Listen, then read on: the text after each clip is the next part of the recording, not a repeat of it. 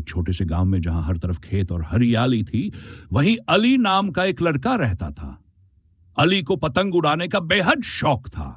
गांव के लोग उसे पतंगबाज अली के नाम से जानते थे। अली का दिन पतंग उड़ाने और रात पतंग बनाने में गुजरता था। उसके पास अलग अलग रंगों और डिजाइनों की कई पतंगें थी जिन वह अपने हाथों से बनाता था। एक दिन गांव में पतंगबाजी का प्रतियोगिता रखी गई। यह प्रतियोगिता हर साल बसंत के मौसम में होती थी और पूरा गांव इसका बेसब्री से इंतजार करता था। अली भी इस प्रतियोगिता में भाग लेने के लिए बहुत उत्साहित था। उसने कई दिनों की मेहनत के बाद एक खास पतंग तैयार की। वह पतंग बड़ी और खूबसूरत थी, जिस पर गांव का दृश्य बड़ी खूबसूरती से बनाया गया था। प्रतियोगिता वाले दिन मैदान में हर तरफ रंग बिरंगी पतंगें आसमान में लहरा रही थीं। अली की पतंग सबसे खास और अलग लग रही थी। गांव के बड़े बुजुर्ग कह रहे थे, यह पतंग अली की मेहनत और लगन का सबूत है। प्रतियोगिता शुरू हुई और अली ने अपनी पतंग को बड़ी कुशलता से आसमान में छोड़ा। उसकी पतंग जैसे ही ऊपर गई, सबकी नजरें उसी पर टिक गई। लेकिन अली के सामने एक बड़ा चुनौती थी। गांव के एक और जाने माने पतंगबाज रूफ की पतंग भी बहुत शानदार थी। दोनों की पतंगों के बीच कड़ी टक्कर चल रही थी।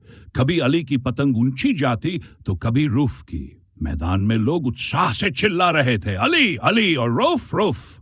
अली के मन में एक ही ख्वाहिश थी कि वह इस प्रतियोगिता को जीतकर अपने गांव का नाम रोशन करे। अचानक हवा का एक तेज झोंका आया। अली ने अपनी पतंग की डोर को बड़े ध्यान से संभाला। रूफ की पतंग उसकी पतंग से उलझ गई। यह वही क्षण था जब अली की कुशलता का असली इम्तिहान था। उसने बड़ी चतुराई से अपनी डोर खींची और रूफ की पतंग की डोर काट दी। पूरा मैदान अली की जीत के नारों से गूंज उठा। अली के चेहरे पर खुशी थी, लेकिन उसने रूफ की ओर देखा और कहा, यह तो बस एक खेल है और हम सब यहां मजे के लिए आए हैं। रूफ ने अली के स्वभाव की तारीफ की और कहा, तुम वाकई एक शानदार पतंगबाज हो और एक अच्छे इंसान भी। उस दिन के बाद अली गांव के बच्चों को पतंग उड़ाने और बनाने की कला सिखाने लगा। उसकी जीत ने उसे घमंडी नहीं बल्कि और भी विनम्र बना दिया। गांव के लोग हमेशा को उसकी मेहनत और अच्छे स्वभाव के लिए याद करते थे।